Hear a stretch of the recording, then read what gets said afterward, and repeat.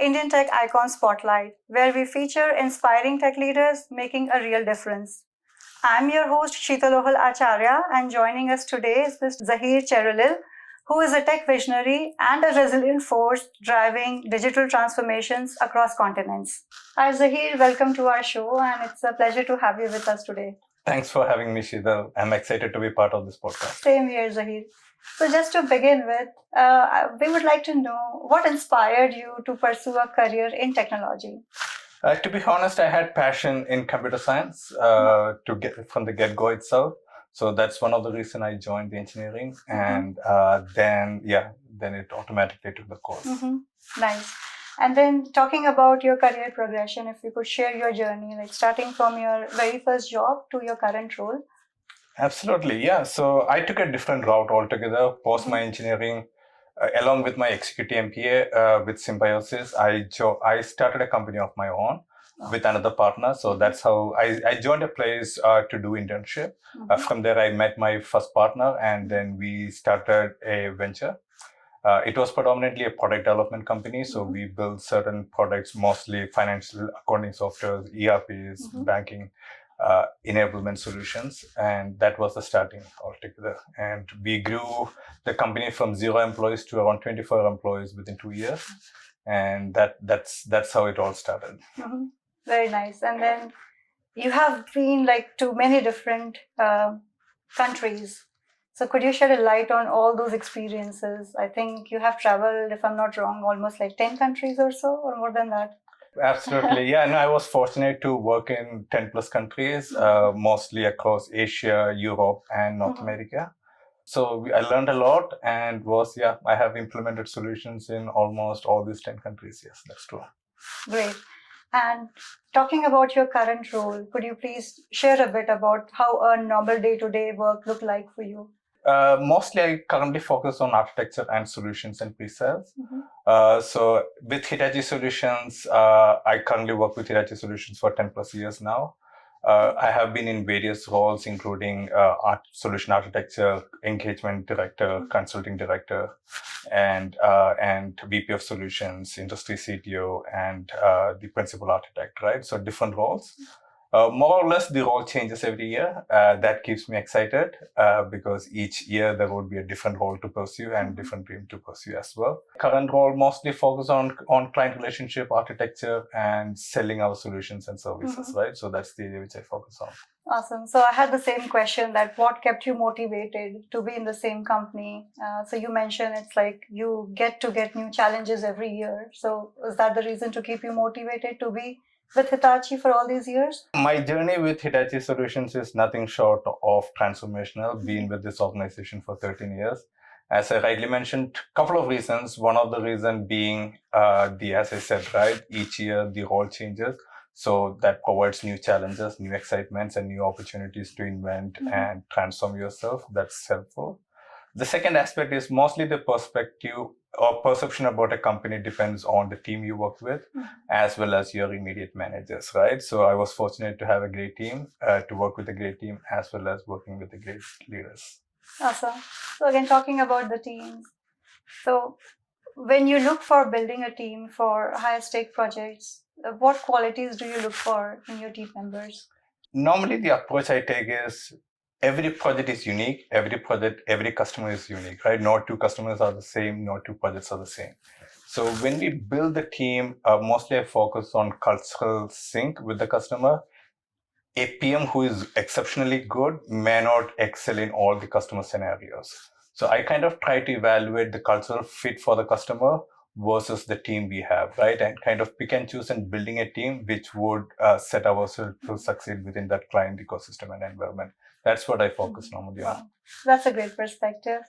Now, talking about the conflict management, what's the framework, or how do you manage conflicts within your team? Oh, it's a really good point, and it's very hard because especially in a remote working environment, we are not face to face, right? So we don't know an issue until it gets escalated to us or we get involved, right? So there might be issues with the team. So the only way to solve that is talk to the team members, understand their perspectives and challenges, and then try to address that. That's a great answer. Talking about your journey, like, okay, again, I'm going back to your experience in all different countries.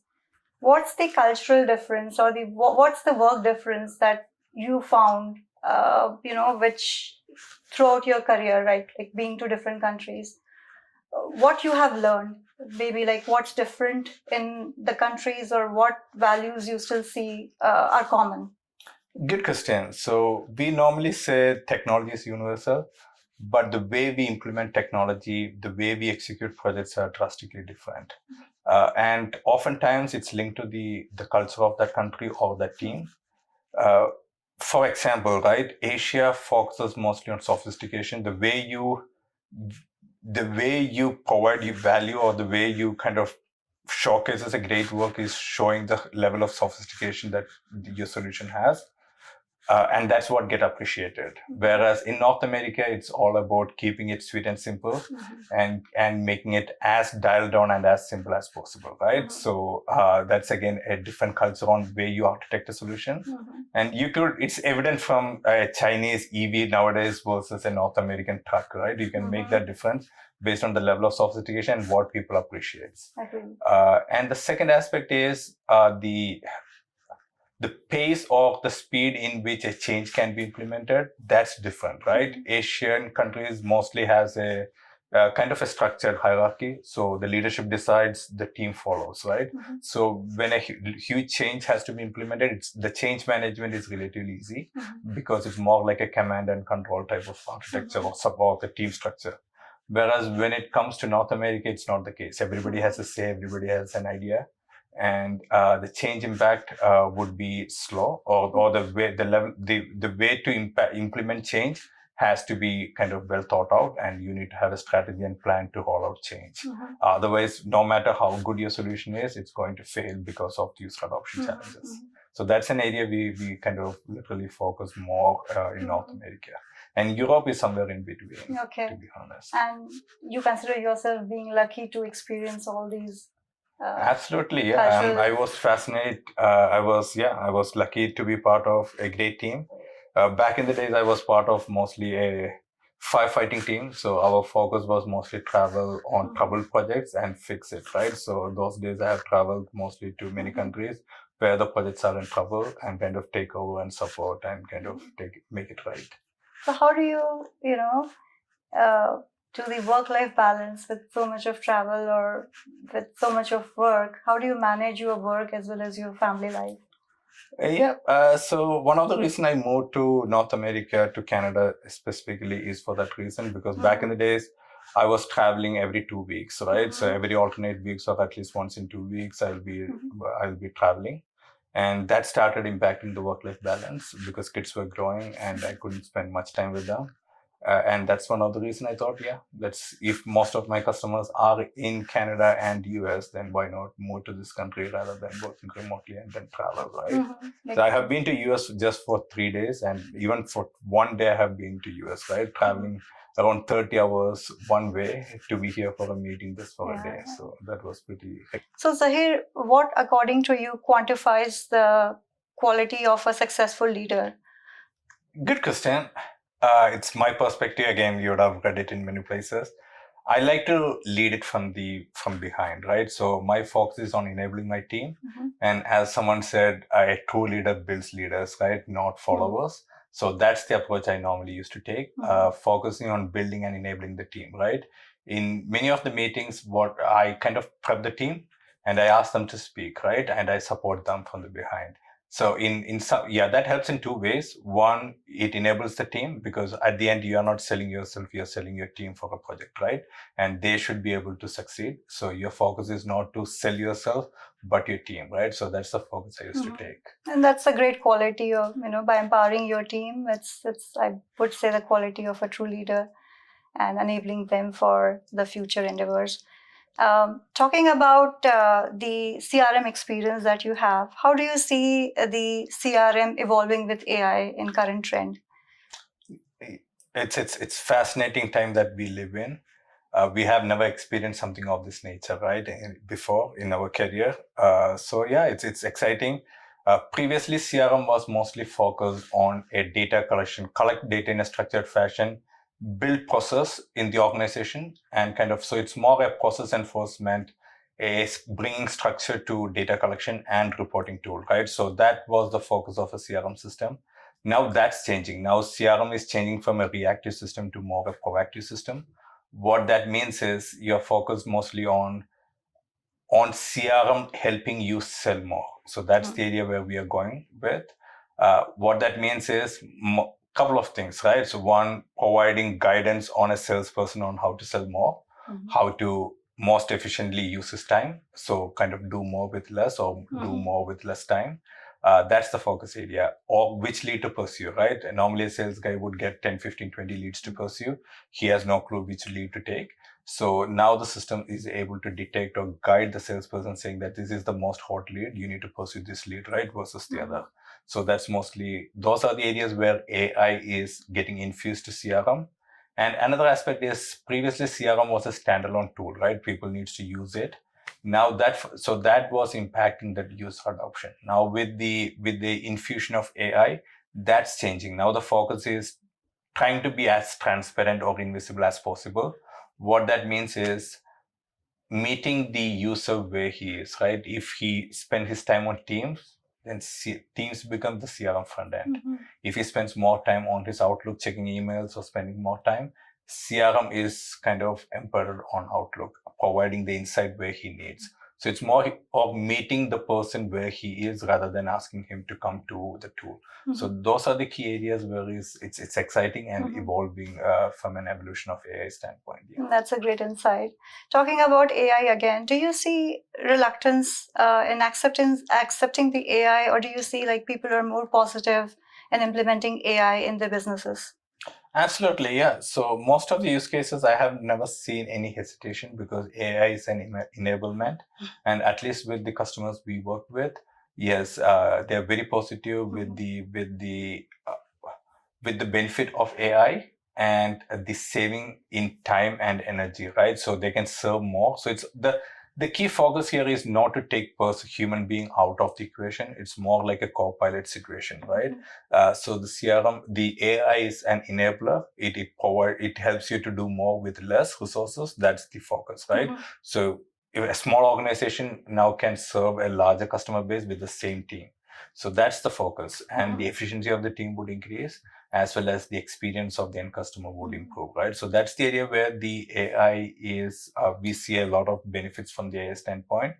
And it's not just the customers, right? A lot of municipalities in Canada, we are working with them. We have interacted with them on focusing on how to use AI to better serve its citizens, right? So it could be 311, it could be something else, other services, right? It could be bylaw. So if I have a concern, if I have a specific question related to the bylaw, I could ask an AI bot, right? And the bot should be able to answer the question based on the bylaw, right? So I'm extending my deck, what kind of approval I need, right? So it can kind of analyze the bylaws and different city planning documents and provide me with the guidance. These are the 10 things I need to do, right?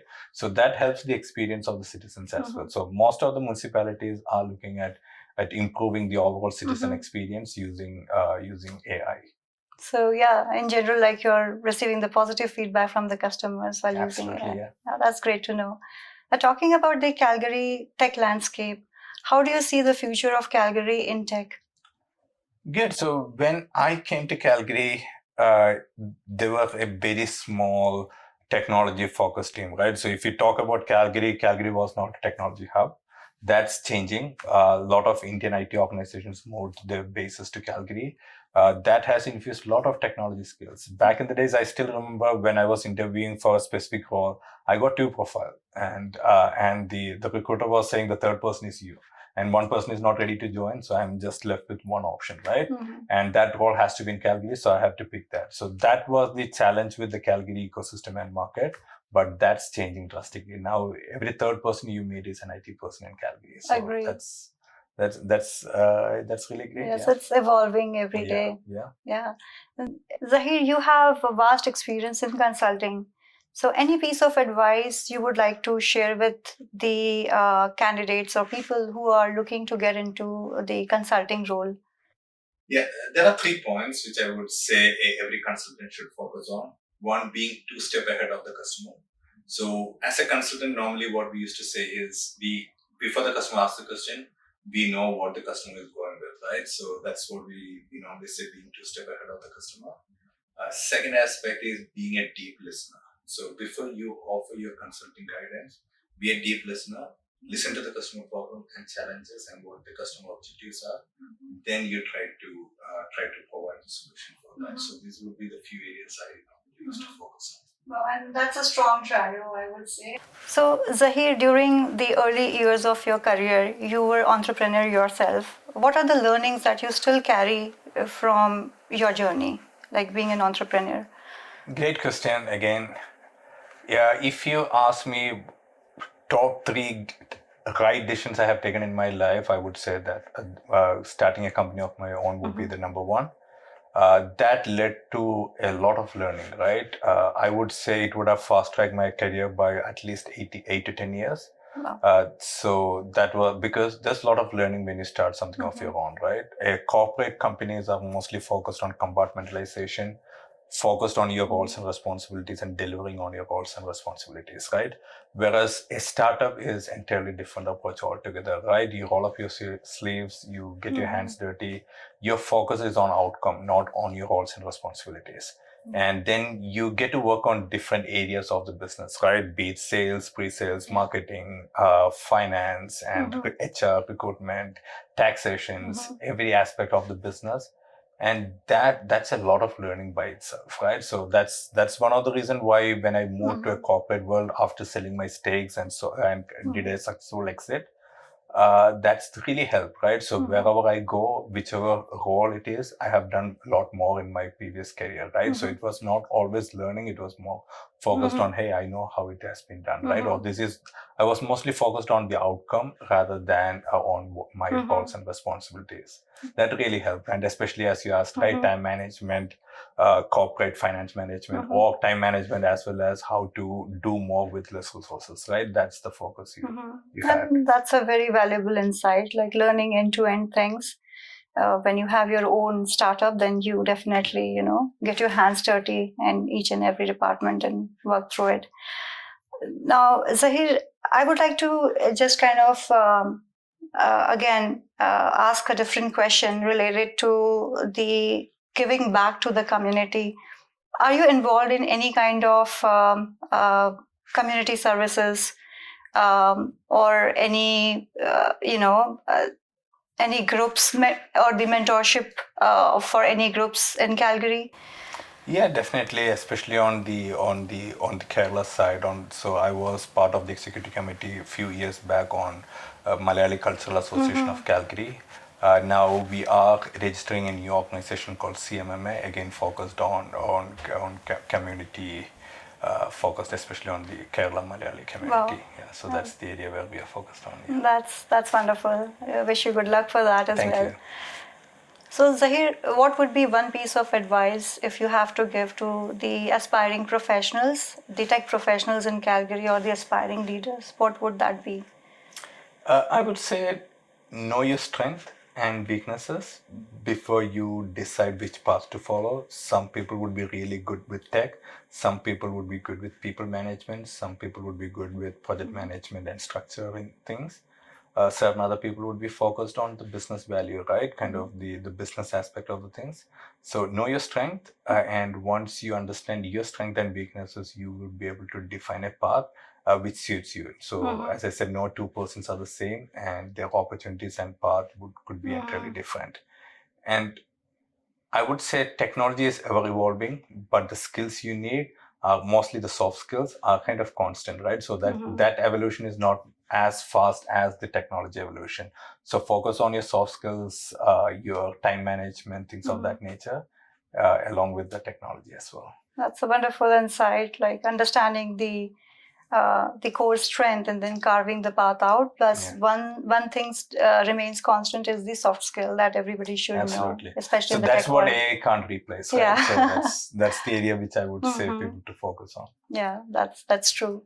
Zahir, what's one best piece of advice that you have ever received, be it be from your mentor, from your professor, or any of your friends or family? Yeah, I was grateful to have some of the fantastic managers and leaders. They have shaped my career as well as some of my perspectives as well. I still recollect one of my managers said once, right? So that you need to focus on, there's no point winning an argument when you lose the battle. So that's especially true when you deal with a customer, right? You might have all the evidence and proof that the argument, you could win that particular argument, but what's the point, right? You're going to lose that particular customer. So there's no focus in winning that particular argument with the customer, where you would politely lose that argument and eventually win that customer. So that's one area, one of the guidance I still follow. And that's a wonderful piece of advice. So, Zahir, we are almost now nearing the end of our wonderful discussion, and we are now moving to the last segment of our discussion, which is the rapid fire round. I'm going to ask you very few questions, and you just need to try to answer those as quickly as you can. Yeah, I'm excited. Go ahead. Awesome. So, favorite city for business travel? I would say Shanghai. One skill you think every tech leader should have? Grit. Mountains or beaches? Mountains. No wonder that you're in Calgary. Yeah, that's perfect. Favorite comfort food? Biryani. Window seat or aisle? Aisle. What's harder, tech integration or user adoption? User adoption. Okay. Now let's say CRM stands for crazy rapid fire moments. How do you think you performed today in the rapid fire round? Good. You performed really excellent. Thank you so much, Zahir, and it was such a pleasure to have you with us today. I really appreciate your time and for all the valuable insights that you shared with us and with our audiences today. Thank you. Thank you. Thanks for having me, and really excited to be part of this. Thank you. Awesome.